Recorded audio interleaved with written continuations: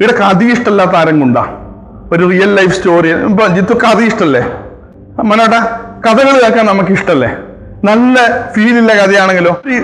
ഒരു കച്ചവടക്കാരൻ മാത്രമല്ല, we should be a learner മാത്രമായ മതിയാ. നമ്മൾ ഏറ്റവും വലിയൊരു സൈക്കാട്രിസ്റ്റ് ആവണം. കാരണം നമ്മൾ കളിക്കുന്നത് പ്രൊഡക്റ്റിനെ കൊണ്ടല്ല. നമ്മൾ 3.5 കോടി ജനങ്ങൾ കേരളത്തിലുണ്ടെങ്കിൽ ഈ 3.5 കോടി ജനങ്ങളുടെ മൈൻഡിൽ എന്തുകൊണ്ടായി മോഹൻലാലിനെല്ലാം പരസ്യത്തിൽ വിളിക്കുന്നത്? ദേ are playing with your mind.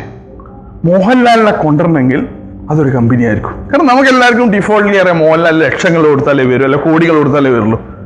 Mohanlal TMT bar, ഈ TMT ബാർ മോഹൻലാൽ തമ്മിൽ എന്ത് ബന്ധം? ഈ ഫാക്ടറിയിൽ ഉണ്ടാക്കുമ്പോൾ മോഹൻലാൽ ഉണ്ടായിട്ടുണ്ടാ? എല്ലാവർക്കും അറിയാം. Then why? Because they are playing with your mind. ഇത് നമ്മളെ ഈ മൈൻഡ് സെറ്റ് സിസ്റ്റം സ്റ്റോറീസിനെ കൂടെ ഡെവലപ്പ് ചെയ്യുക. Positive story. നമ്മളെപ്പോഴും ഇൻഫ്ലുവൻസ് നമുക്ക് കയ്യില എന്നുള്ള ചിന്ത എന്തുകൊണ്ടാണ് വരുന്നതെന്ന് പറഞ്ഞാൽ, ഒന്ന് നമ്മളെ വീട്ടിലുള്ള ആൾക്കാർ ചിലപ്പം ഒരുപാട് നമ്മളെക്കാളും ലോ മൈൻഡ് സെറ്റ് ആയിരിക്കും. നമ്മളെ സുഹൃത്തുള്ള ആൾക്കാർ ഒരുപാട് നമ്മളെക്കാളും ലോ മൈൻഡ് സെറ്റ് ആയിരിക്കും.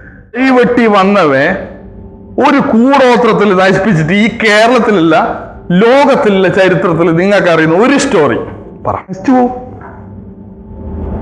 നശിച്ചു പോവും. ബിക്കോസ് എന്താ? Belief system mind set is weak. കാരണം ഇവർ കളിക്കുന്നത് ഈ ബിലീഫ് സിസ്റ്റത്തിലാണ്. ഭയങ്കര പ്രശ്നക്കാരനാണ്. Play with mind set. Positive thoughts വന്നാൽ നിങ്ങൾ എഴുതി ഉറപ്പിട്ടോ, നിങ്ങളെ ഫ്യൂച്ചർ തുടങ്ങി, നിങ്ങളെ നല്ല ഫ്യൂച്ചർ തുടങ്ങി.